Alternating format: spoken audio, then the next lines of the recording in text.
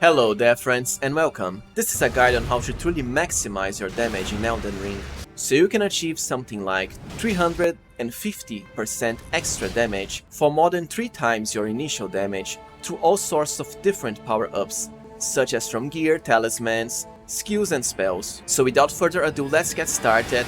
First with generic sources of extra damage that will work no matter your character build, melee or magic. Alright, so first we have the Commander Standard buff from the unique skill Rallying Standard. By activating this weapon art, it will increase not only the damage of your character, all of your allies, summons included, by 20%, and also reduce damage taken by the same amount. This powerful buff will last for 30 seconds, so pretty good. And the best part is, it will stay on even after you change the weapon into something else, which is very valuable. Getting the Commander Standard weapon is pretty easy. You'll find it by defeating Commander Oneo, right here at the heart of Aeonia, in the Caelid region. This area is easily reached by just going left of Gary's shack, or also southwest of Cilia, town of Sorcery. Second, we have the Incantation, Golden Vow. It requires 25 faith, and has a very similar effect to the Commander Standard. It will increase the damage and also decrease damage taken of all of your allies, summons included, and your own character of course, but for a lower amount than Commander Oneo's weapon, for an extra 50% damage and less 10% damage taken. The Golden Vow incantation can be found at the Corpse Stand Shack in this area of Mount Gilmere.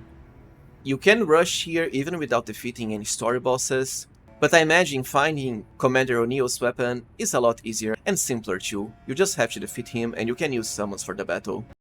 While the effect is lower, the duration is much higher at 90 seconds, so that's 3 times the duration of Rallying Standard. Now it is important to note that both the Rallying Standard and Golden Vow will not stack with one another, so you have to choose which one to use.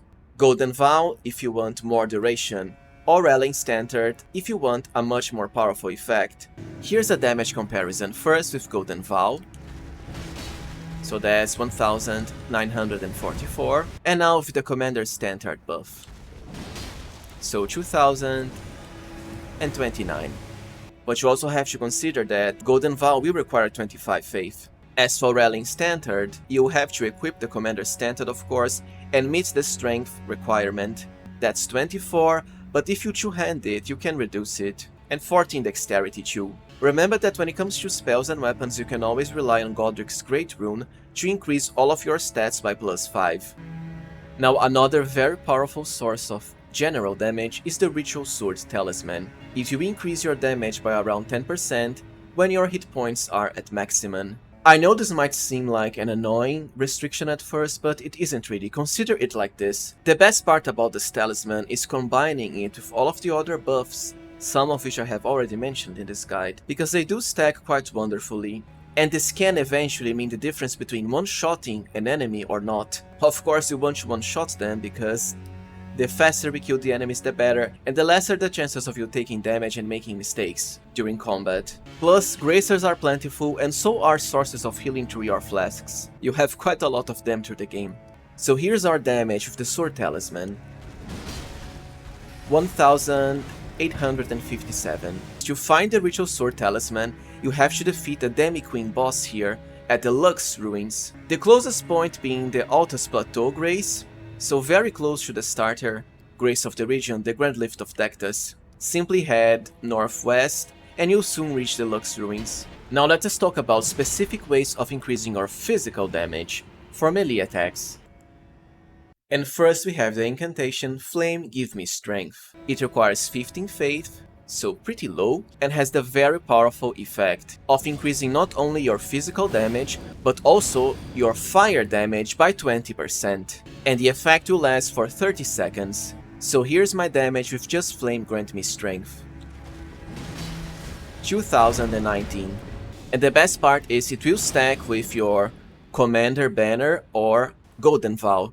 So here's the damage with both of them. 2423. And finding this incantation is also super simple and can be done very early. You have to go to Caelid and then Fort Gael. Once you reach the 4th entrance, you want to go to the right. Drop down on the branches here. Keep going straight ahead. And then drop down on this area. You'll find your flame gave me strength here between the 2 flamethrower enemies. Just be careful not to die against them, so you might consider doing this without any runes if you're doing it early on. For another very powerful source of physical buffs we have 2 consumables, Uplifting Aromatic and Blood Boil Aromatic. So Uplifting will increase the damage of your character and all of your nearby allies by 10%, and also grant you a very powerful damage shield that will reduce the damage from the first hit you take by almost all of it. The duration is 40 seconds. Second, we have Blood Boil Aromatic. This will only work on your character themselves, but has a much stronger damage boost for 30% extra damage. The duration is 60 seconds, so even higher than that of Uplifting Aromatic, but the downside is also dangerous because it will increase the damage you receive, kind of like a Berserker consumable. To use both of these items, you first need perfume bottles, 2 of which you can find right here at the Perfumer's Ruins, close to the Abandoned Coffin Grace, in the Atlas Plateau region. So from the starter area, you go up here, and keep going until you reach the Perfumer's Ruins. It is also here that you'll find the item required to craft the Uplifting Aromatic. For the Blood Boil Aromatic, you have to go to the Shaded Castle, also in the Atlas Plateau, way to the north of the starter Grace. To get here, you'll want to follow this road right here at the middle, so you'll notice it crosses right into below this bridge, and then you can reach the Shaded Castle. So here's my damage with Uplifting Aromatic. And now with Blood Boil Aromatic. That's a lot extra damage. Now for another pair of very powerful melee only buffs, we have Ash of War Determination and also Royal Knight's Resolve. They work in the same way, except Royal Knight's Resolve is stronger. Whenever you activate it, your next attack during 10 seconds will receive either a 60% increase to damage if Determination, or 80% if Knight's Resolve. Now post patch 1.03, this will only work for the weapon that you have the Ash of War on, so in this case my Greatsword. And it doesn't work for spells. Even then, the damage increase is massive, so here's the damage in comparison. That's 2418, and this skill is especially useful when dealing critical damage, so for backstabbing and also after breaking the enemy's stance to a guard break, for example. Because the higher your damage, the more use you'll get out of this. You can inflict absurd amounts of damage on critical hits. Just remember to cast it after breaking the enemy's stance. But of course, it is also amazing for jumping attacks with huge, high damage weapons. To find Determination, you have to defeat a Scarab right here at the bridge north of Aguil Lake. As for Royal Knight's Resolve, it is at the dungeon inside Volcano Manor, so will take a lot longer to get. But even just Determination is already a 60% buff, pretty great. For another amazing source of extra physical damage, we have the Lord of Blood's Exaltation Talisman. It will increase your attack power by 20% whenever anyone is afflicted with blood loss near you. So of course it doesn't need any saying, it's amazing for bleed builds, but most importantly, there is a very easy way of getting this on your character even without attacking the enemy first, through the Seppuku Ash of War. So whenever you cast Seppuku, you will inflict your own character with blood loss, which then triggers the power of the Talisman. So just as an example, by just having the blood effect, my damage becomes 2026. And the best part is, you don't need to have your Seppuku weapon equipped, you can just switch to your normal weapons after that. To find the Blood Talisman, you have to defeat the boss of the Lionel Catacombs in the Royal City. As for Seppuku, you can get it by defeating an invisible Scarab, right here in the Frozen Lake area, in the snow region, around the mountaintops of the Giants. You can detect the Scarab by noticing the twinkling lights whenever it moves. Lastly, when it comes to physical attacks, if you have a character that likes to use jump attacks, the Claw Talisman is also amazing. It increases the damage of these attacks by around 50%. And on the same line we have the Raptor's Black Feathers armor that increases jump attack damage by around 10%. The Claw Talisman is found right here at Stormveil Castle, the closest grace being Rampart Tower, and the Raptor set inside the Sage's Cave, behind a secret wall, right here in the Altus Plateau region. We also have some other specific talismans like the Curved Sword for higher guard counter damage, the Winged Sword Insignia for higher attack damage with successive attacks, the Twin Blade Talisman for higher damage on your final chain, and of course, the Spear Talisman to increase the damage of your thrusting weapons whenever you counter-attack the enemy, so you attack the enemy while they are doing their own attack animation. Perfect for a shield and poke build, as I have linked to the side here. Alright, so with our general and physical sources out of the way, lastly, let's now talk about how to increase your magical and also elemental damage. So for spells, when it comes to sorceries, please remember that I already have a complete mage guide. You can access link to the site here and down below in the video description, where I go in depth into every single one of these options. I'll just keep it shorter here. So the main one is without a doubt Terra Magica. This spell alone will create a sigil in the ground, and so long as your character is standing above it, and for a few seconds after you leave it, you'll gain around plus 30% bonus to magical damage. Super powerful. Now another powerful source of extra damage, this is actually a generic source, so will work for melee and spells, but the reason I have chosen to talk about it here is because it works better for spells. Anyways, it is the Jellyfish Shield. Its unique weapon art Contagious Fury will increase your damage by around 20% whenever you activate it, so the shield will start glowing red and this will last for around 30 seconds.